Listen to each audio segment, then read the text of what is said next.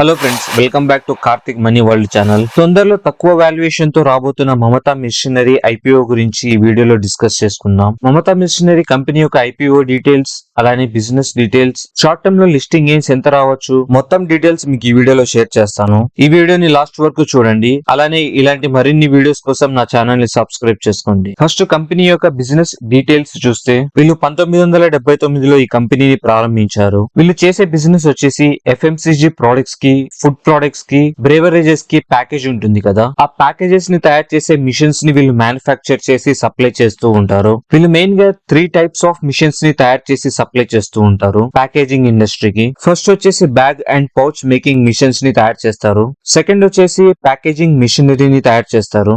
Next కో extrusion blown film మిషనరీని తయారు చేస్తారు. మీకు ఇప్పుడు చూపించిన ఈ 3 మిషనరీని తయారు చేసి సప్లై చేస్తూ ఉంటారు. ఇప్పటి వరకు చూసుకుంటే వీళ్ళు వరల్డ్ లో 75 కంట్రీస్ లో 4500 మిషన్స్ ని ఇన్స్టాల్ చేశామని చెప్తున్నారు. వీళ్ళకి ఓవరాల్ గా 2 మ్యానుఫ్యాక్చరింగ్ ఫెసిలిటీస్ ఉన్నాయి. ఒకటి ఇండియాలో గుజరాత్ స్టేట్ లో ఉంది, ఒకటి యుఎస్ఏ లో ఫ్లోరిడాలో ఉంది. ఇండియాలో ప్యాకేజింగ్ మిషనరీ తయారు చేసే కంపెనీస్ లో వీళ్ళది 7th లార్జెస్ట్ కంపెనీ అని చెప్తున్నారు, విత్ 3% మార్కెట్ షేర్ తో. నెక్స్ట్ వీళ్ళ P&L స్టేట్మెంట్ చూసే ముందు ఐపీఓ డీటెయిల్స్ చూద్దాం. Mamata machinery IPO December 19th open అయ్యి డిసెంబర్ 23 క్లోజ్ అవబోతుంది. ఈ ఐపీఓ సైజ్ వచ్చేసి 179.39 crores. ఈ ఐపీఓ లో ఫ్రెష్ ఇష్యూ లేదు, మొత్తం ఆఫర్ ఫర్ సేల్ ఐపీఓ. మొత్తం ప్రమోటర్స్ పాకెట్ లోకి పోతుంది, కంపెనీకి ₹1 కూడా వెళ్ళదు. ఐపీఓ లాట్ సైజ్ వచ్చేసి 61 షేర్స్. ప్రైస్ బ్యాండ్ వచ్చేసి మినిమం ₹230 తో మాక్సిమం ₹243 తో అప్లై చేసుకోవచ్చు. ఈ ఐపీఓ లో క్యూఐబీస్ కి 50%, రీటైలర్స్ కి 35%, ఎన్ఐఎస్ కి 15% కోటా కల్పిస్తున్నారు. మిగతా ఐపీఓ కి సంబంధించిన డేట్స్ ఇక్కడ డిస్ప్లే చేస్తాను, ఒకసారి పాస్ చేసి చెక్ చేసుకోండి.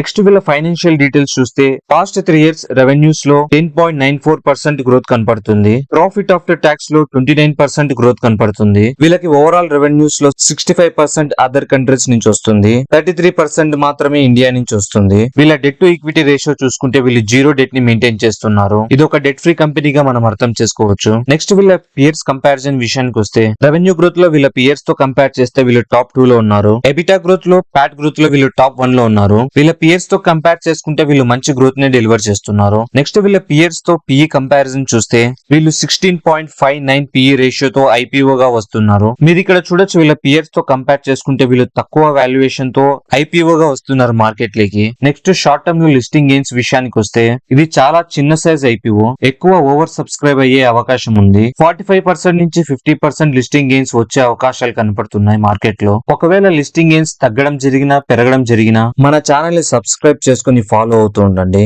మన ఛానల్ కమ్యూనిటీలో పోస్ట్ చేస్తూ ఉంటాను, అక్కడి నుంచి చెక్ చేసుకోవచ్చు లిస్టింగ్ గెయిన్స్ పర్సంటేజ్ ని.